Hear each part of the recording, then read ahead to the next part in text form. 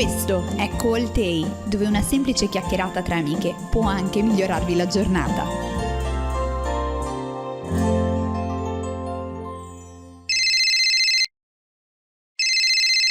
This guy was probably not the right guy in the right moment, or it's like now you understood that maybe it's like totally not the guy that you're looking for from where you arrived. So definitely at the time, I was like convinced that this was my husband. Like I wanted him to be there forever. And there's still like, this is like an important thing for me. Some people disagree with me in this sense, but he has like a very special place in my heart, and that will never change. That is something that will always be there. And he was like, that's for sure. It's like your past, like it's not like whenever you close like a relationship, you like want to cancel everything, because in any case, he for sure helped you. So some people are like, throw out everything he ever gave you, erase him from your life, pretend it never happened, like get rid of it and start over from the beginning. And that is definitely not something I agree with. He changed my life. He showed me different things that I need, that I want, that I didn't realize I needed, didn't realize I wanted. And if I didn't date him for that long, I wouldn't be in the same place that I'd be dating now. I look for certain qualities and certain things because of him. There are certain things that I loved when we were dating, and I'm looking for those same qualities in someone else. And that was an experience that really shaped where I am today. But you're right, you never know when you start dating, where you're going to end up and how it's going to go. And again, I thought I would be married by now. This is not part I think everyone were like thinking that like after 7, yes, for sure, 2 years later, 1 year later, not like past 5 years, awkward. Like, you know? Yeah. And also like when you see like in the chat, like, oh, she's married. You just like see everyone. For sure, like I'm happy for them. Just like, oh, at some point will arrive also our tour, you know? Yeah, it's definitely all the group chats from like seminary and stuff have turned into Mazel Tov chats. Yeah, exactly. Yeah, exactly. Like anytime I see, like, wake up in the morning and I have like 76 unread messages from and then you know that something has happened. You got engaged. Or engaged, or someone has a baby, or Aliyah part. Yeah, we know it's like the 3 options now. Yeah, exactly. I love it. But I teach at MMY also. I do the night Seder there, and a lot of girls, they like talking about dating, and I make sure that we don't do it when we're learning, we do it after, but sometimes I'll stay after and like talk to them a little about dating, and they all have like this idea of like what they're looking for. You got engaged, married, kids, and then and the most important advice that I always have for them is, you want it to be successful. You don't want it to be rushed. And I say that a lot about a lot of things in life. Aliyah also, if it's not your time to make Aliyah, don't make Aliyah. Don't make it rushed. Don't feel pressured to do something. You want it to be successful. And sometimes when you feel rushed and you just do it anyway, it doesn't end up being successful. So I tell all my girls, it is so important to take it slow, to like really think it through, to process it, because you don't want to feel rushed. You don't want to be making a huge life decision out of feeling rush and pressure, because there's a lot of pressure, especially in the American world. I feel like there's more pressure there than there is in Israel. Like in Israel, I'm chilling. I'm having a great time. I love it. I don't feel that pressure as much here. Give me 5. I also chill. Like I go around the world. Everyone just like don't understand why I travel so much. I'm like, I'm single. Let me like enjoy my free time. I'm like, I have a friend that someone texted once that like I was going to Ruth's wedding in London, and he texted me like, Taylor, I think the CEO of Ryanair doesn't fly like often as like you. I'm like, what I can tell you, like I'm free now. I'm going. Like if you don't take the opportunity now, you don't know what will be in the future. So yeah, 100%. I have all my friends here are basically married. I have very few single friends here, and I'll be very spontaneous. I'll be like, hey, let's go to the beach. Let's go get ice cream. Let's hang out. Let's whatever. And they're like, oh, my husband's going to be home tonight, or whatever I can. I have to do married stupid stuff. They have whatever it is. Oh, so no, I take the chance of being single very seriously. Like when I could be spontaneous, when I could go on a trip, when I could just leave, like I take that opportunity. Like I really want to travel Europe. I've never really traveled, and I'm trying to make plans, like friends, friends from America, friends from here. Like let's meet in Europe. Let's go travel. I don't care if it's 1 day, 2 days, a week. Come 2 to weeks, visit me. Like let's just go, because I have the opportunity now, and I won't always just be able to pick up and leave. Yeah. So let's go travel, let's have fun. Like people get so caught up in being single, and they will like put their whole life on pause until they find someone. I think it's totally wrong. It's so detrimental to their health, and I'm like the exact opposite. I'm like, who cares if you're single? Like who cares? Like just like let that go, embrace it. Like don't just sit around and sulk all day and wait for the guy to pass up. Like I know someone who like, unfortunately, she's like, I don't really want a career. Like I don't want to like make any of those like commitments until like I meet a guy and I settle down. And I'm like, what do you mean? If you want something, go after it. If you're passionate about something, do it. Like right now, I'm going back to not to school, but I'm taking a different courses because I can, and like, cause it's fun and I have the time. And these courses are at night. Usually courses are at night because it's not school. And they're at night. And usually when you're married, that's the time where you eat dinner and you sit down and talk. You can take them like in the future. Date night. Like I couldn't do this kind of courses and work if I was married, and I'm like doing it now because I have the time and it's so fun. Like there are people who like will push that off and purposely not do it and wait till they're settled down or whatever. And I think it's like don't just sulk in the sadness of being single. Like embrace it, have fun, do cool things, and you never know when it's gonna end. Totally agree. Okay, now tell us something, because time is like rushing. So tell us the awkward date that you went and you were like funny if you think about it. Like a funny dating story? Yes. So I've been out with Israelis, and my Hebrew again isn't perfect. Okay. So I think things just come up culturally when you're dating Israelis. You dress I'm like American. Fancy or totally no, right? Wait, say that again. How like they dress? Like they put like they dress like good, or like Israelis, like they go to the beach or I don't know what. So I'll tell you. So the guy that I'm thinking about with the funny story, like he was fully Israeli. He grew up in Israel, didn't have any Americans in his family, and he spoke English because he would watch American movies and listen to American music and read American books, and he loved English from like the American culture. And so how we dated, it was hilarious because he spoke in Hebrew the whole time and I spoke in English the whole time, and we totally understood each other. But it was like so confusing for like anybody watching us. So like one time we were at a restaurant, and I was the one who went in first, and I was speaking English. So the waitress like sat us down at a table and gave us English menus because she heard me because I was speaking to him and I was speaking in English. But she just didn't hear him speaking Hebrew yet. And we sat down, and he like takes the menu and he flips over the menu, and he's like expecting Hebrew to be on the other side or something because it's an English menu. And he goes, nobody has ever thought that I was American. Like he's dark Israeli soldier, like totally not at all American in any sense. But the comments we would get from other people and the looks that we would get from other people was like so confused because like obviously we looked like we were out on a date. Like you could tell we were both dressed nice and talking and laughing and looked like we were dating. And people would be like, wait, is he speaking Hebrew and she's speaking English? Like how do you like understand each other? Yeah, it was funny, but there were so many things I thought I was saying right in Hebrew. Like sometimes I was speaking Hebrew here and there, and I've made like the funniest mistakes. Like for example, like I thought. So the word for America in Hebrew is Artsot Habrit. That's what it's called.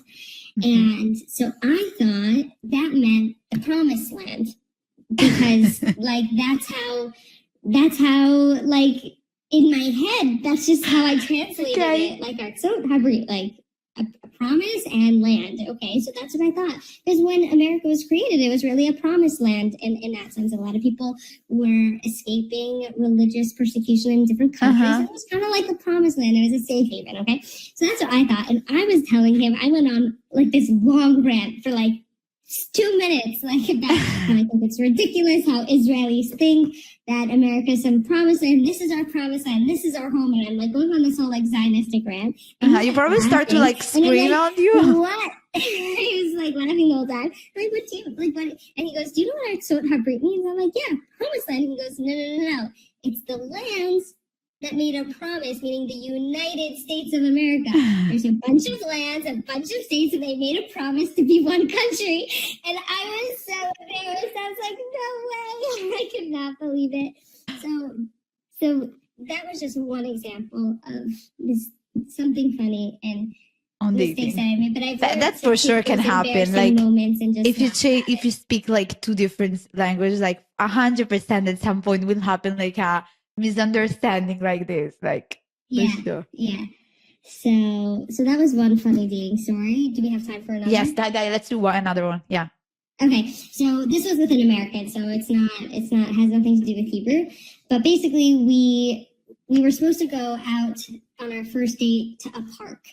Okay. And we were supposed to go to a park, but it started raining, so we decided to go to a restaurant. In the park, we weren't planning on getting food. It was just a park, like Gan Soccer. It's like everyone goes to Gan Soccer on the first date. It's like the most classic place to go on a first date. Yeah, but wait, do you think like there is like problems to like eat food at the first date or no? Yeah, whatever. It doesn't matter. Like all these little things, like I don't really care. It doesn't make Okay, let's say in Italy, like we don't do like really rules. Just like probably you will not go to the restaurant because like we have like 4 or 5 kosher restaurants and like everyone will see you if you go to the restaurant, but it's not like, oh my gosh, you can't eat food. Okay, so it's not like that. Here it's just really chill. Like it's just like really relaxed. So the first date is usually just getting to know them to see if you want to go on a second date. So it's not usually something so formal because it's not really a thing yet. It's much more like relaxed and chill. So like you go to like a cafe maybe, but not like a restaurant. Like you'll get a cup of coffee, but like rarely. The only time I go on like a first date to a restaurant is usually with Americans, not with Israelis. Okay, they have like more budget probably. Yeah, so it's these rules and regulations. It's whatever it is. It doesn't really matter, but it definitely is like Gan Soccer is a first date kind of place because it's like relax, chill. If you want to get a cup of coffee, you can get a cup of coffee. Like there's a cafe right there, but really you just walk around, talk, and see where it goes. Okay, whatever. So we were were like there. That. Okay. What? Okay, so you went there to the Gan Soccer. To the park. So we were supposed to go there, but it started to rain. So we decided to meet on Ben Yehuda and go to like a bagel shop over here. So I was like, okay, no problem. So I walked in the rain from there all the way to Ben Yehuda. He wasn't there yet. I got there early. But then I told him it started to rain. So I walked from Gan Soccer to Ben Yehuda. So my hair was like all wet. And I'm like, okay, it's fine. Like I didn't bring an umbrella. I didn't realize it was going to rain. And so I show up to the date like soaking wet and whatever, it's fine. I'm like, it's fine. Like water, it's a bracha, it's a benediction. It's like, it's good, but maybe too wet. So it is what it is. I didn't eat breakfast that morning and I was like hungry at that point. Like we were supposed to already have gone out like 45 minutes before. It's already late, whatever. So we went to a bagel place. So when we got there, he's like, get whatever you want. So I was the first one to order, so I ordered like a huge bagel with so much stuff in it. I was hungry, like I wanted something to eat. So I ordered, and then I was like, 1 second, I'll go upstairs, clean my glasses, just like pat down my face because I was like dripping with rain. So cleaned up, whatever, came back downstairs, and there was like a tray with my bagel and a cup of coffee. I don't drink coffee. I didn't order the coffee, so I assumed he ordered the coffee. And we're standing there, we're talking, and I'm like, oh, is this for us? Did you order anything else? And he's like, oh, no, this is us. So we take the tray and we go sit down. So I ordered like this huge sandwich that I have to wash on. I have to like bench for, and he ordered a cup of coffee. And so I was sitting there on a first date, so embarrassed, eating my sandwich, like getting cream cheese all over my face, and he's sipping on his dainty little coffee. And I was like so embarrassed. And then afterwards, like I needed to say Birkat Hamazon because I had a sandwich. Okay. And so he's just sitting there watching me say Birkat Hamazon. Like, I'm like, at least get a muffin, at least get something. Like, Yeah, do what but he told you that like maybe he do like bagels, or like he didn't spoke about. no, he didn't say anything. No, he was like, whatever. Fine, at least you had a bagel, you know? Like, Yeah, so that's what it was. And it was like so, like, it was, I'm like, social cues. It was like so funny, but also like so embarrassing at the same time. But for sure. I gave him a second chance. We went out another time, and then after that, I was He like, ordered this in the second time something or no? Like the second time you probably were like, I will not eat anything. Like, and don't take risk. Oops. Yeah. But regardless, yeah, so sometimes that's how it goes. But that's another thing that changed since the beginning of dating versus now. Like in the beginning, I always gave it a second chance. Like I always went out on a second date no matter what, even if the first date ended up like that and it was just like not a good first date, whatever. I always give it a second chance because you never know what could be. And that was like definitely my mindset, like say yes for a second no matter what, unless it was like absolutely terrible.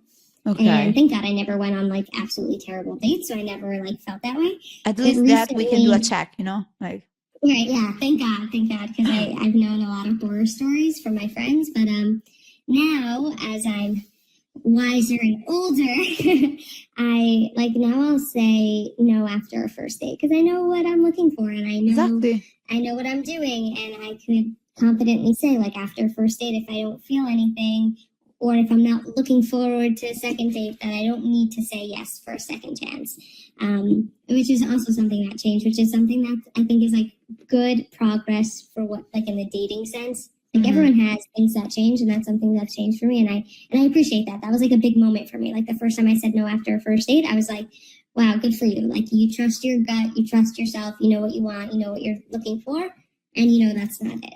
So that was something else. Thank you so much. Wow, I really love it. Okay, for conclude, give me like an advice from like your experience. What you think like you learn, and like what you would suggest to people that like are like in our both, like are in the same stage of us. Like a piece of advice or something? Yeah, a piece of advice, yeah, from your experience.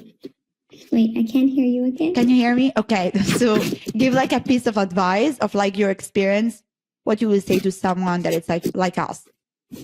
Okay, so I guess what I learned is my piece of advice. What you see on a resume doesn't matter.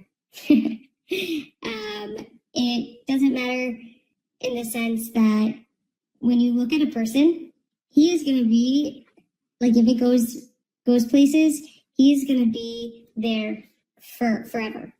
And what you're looking for on a resume doesn't mean that's what he's going to translate to in a person, because a resume doesn't share their personality and that kind of stuff. And obviously the ideal, I mean, maybe it's not obvious for everybody, but like is to meet someone naturally, is to come into dating in that space of like relaxed, chill, just learning who the person is, seeing how he smiles, seeing what makes him laugh, seeing how he treats other people and those kinds of things. And I think forgetting about your list of what you're looking for on a resume and your list of, well, if he doesn't dive in 3 times a day, he's not for me. But what if he's working on it and he didn't write it on his resume because he's still working on it, and that's something like we're all growing, we're all figuring things out. We're 20-something years old. Like we need to relax. Like not everything is set in stone right now, and the way we are now, we're gonna change. I'm not gonna be the same person I am now in 10 years. Bezrat Hashem, I won't be. You know, we hope to grow. We hope to continue. And if you get a resume that like doesn't look so like it doesn't check off all your lists, like look at him as a person. Look at him in like that natural setting. Like when you meet him, how does he, like his personality, how does that shine? How does that look? Just because he doesn't wear a white shirt, okay, he could still be an amazing person. I feel like there are sometimes people like have this idea in their head and they don't deviate from that idea. And to just like let it go and take it one guy at a time, because you never know who's going to surprise you and who's going to be there when you need them, and like what they're going to teach you. And from every guy that I dated, they taught me something. And like to go in with it in an open mind. And if it doesn't work, take something from it, learn from it. Because there's always so much to build upon and grow from. So I guess my advice would be like, look at any relationship as something to learn from. Thank you so much. It's amazing. I will take your quote like, we need to relax. Like, totally. Yeah. We need to relax, exactly. And just like take it as it goes. Like take a deep breath. Like it's not the end of the world if something doesn't work out. Like Hashem knows what he's doing. And totally. Like to lean into that, live your life, be happy. And like when it comes, it will come. But don't get so caught up in that emotion. Thank you so much for being CallTehi, and we're like an easy place where like friends can talk and have fun. I love your story, and we'll be in touch. Bye. Yeah, amazing. Thank you. Un grazie speciale va a Mixing Creative Studio per l'ottimo montaggio.